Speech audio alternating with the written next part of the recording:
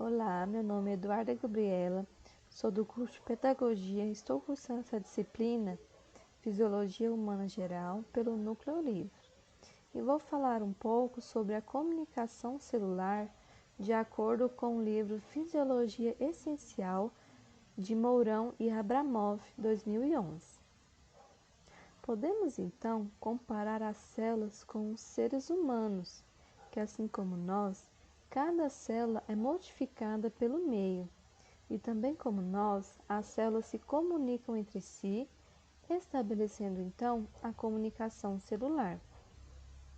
Sendo assim, a comunicação celular é um processo de transferência de informações de uma célula para outra. Basicamente, uma célula que tem o seu receptor envia uma molécula sinal ou um ligante que vai se ligar no receptor de outra célula. A comunicação entre as células se dá por dois tipos de sinal, por sinalização elétrica e por sinalização química. A sinalização elétrica se dá por corrente iônica através da membrana, e a sinalização química é mediada por substâncias químicas. Mas como que as células se comunicam?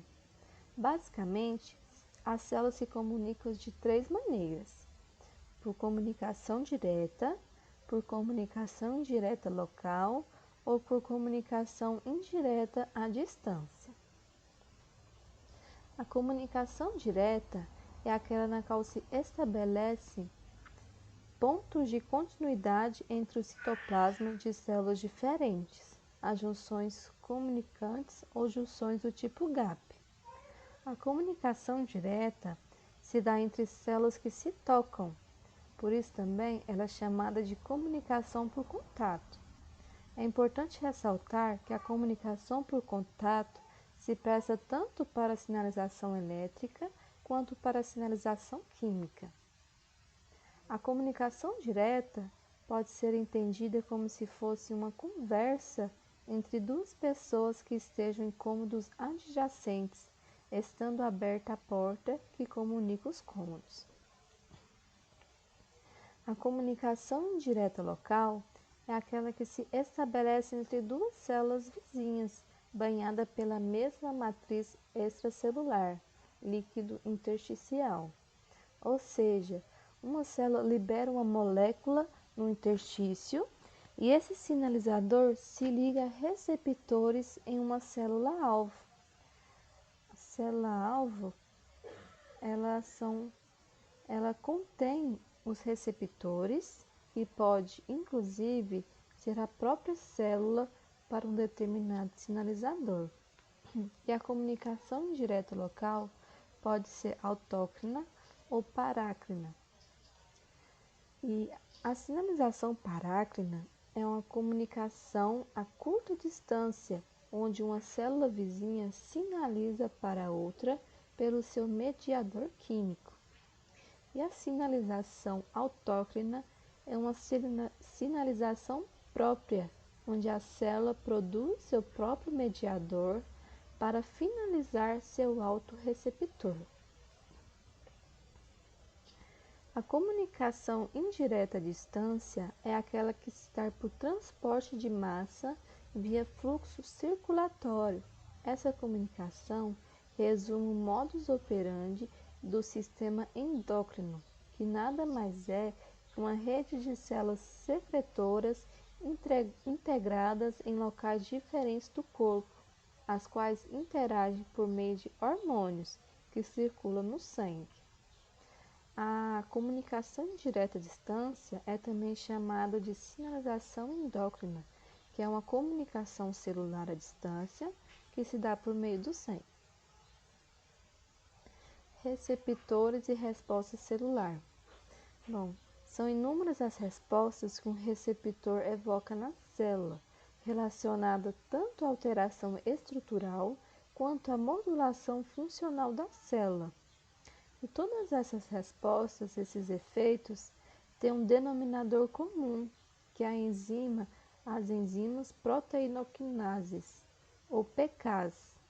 Qualquer processo de ativação de receptores vai, em algum ponto ou em vários pontos, utilizar pelo menos uma PK no processamento bioquímico das informações que são sinalizadas à célula. As PK fosforilam moléculas orgânicas.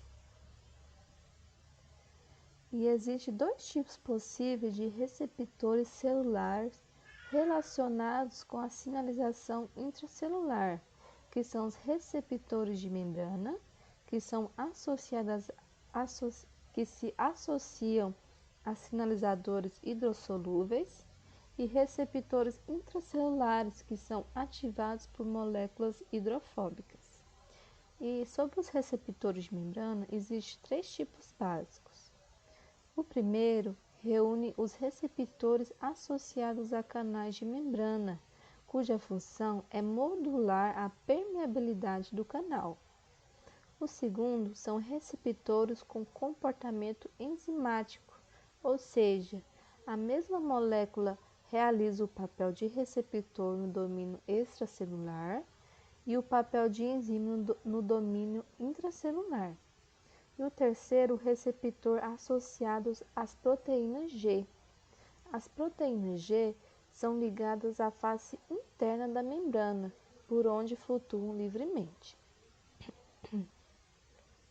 Receptores intracelulares.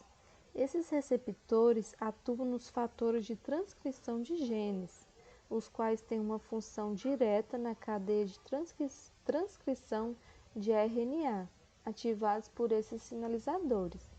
Estes fatores atuam aumentando ou diminuindo a transcrição de genes. Sinalização celular entre neurônios. A sinapse, um caso peculiar de comunicação celular, é uma região de contato entre neurônios, local em que ocorre a transmissão de impulsos nervosos de uma célula para outra. A sinapse pode ser de dois tipos, a sinapse química e sinapse elétrica. A sinapse elétrica nada mais é que uma junção comunicante, e já a sinapse química é um caso particular da comunicação parácrina, na qual a sinalização se restringe a uma região delimitada na superfície da célula. Bom, a sinalização elétrica é a transmissão de potencial de ação ou potencial graduado, célula a célula, por meio de uma junção comunicante que possibilita o trânsito de correntes iônicas entre duas células excitáveis. A sinapse elétrica é a melhor escolha nos casos em que a transmissão de um sinal elétrico deve se dar no menor intervalo de tempo possível, como acontece em certos tipos de neurônio, como motoneurônio, que são responsáveis por reflexos posturais, e o cardiomiocitos, que são células musculares no coração que formam um sincício funcional.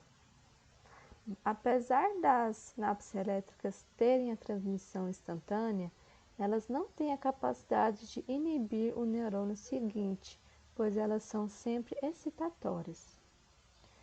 Já a sinapse química é uma transmissão parácrina direcionada a uma célula-alvo. As células que estabelecem a sinapse são muito próximas umas das outras, porém suas membranas não se tocam. Esse espaço entre as células é chamado de fenda sináptica. A largura de uma fenda sináptica é muito pequena, varia de 20 a 50 nanômetros. As membranas que se margeiam a sinapse química recebem o nome de membrana pré-sináptica da célula que secreta ou apresenta o sinalizador e membrana pós-sináptica da célula que apresenta os receptores para os sinalizadores. Essa é a referência do livro e essa foi uma apresentação. Muito obrigada!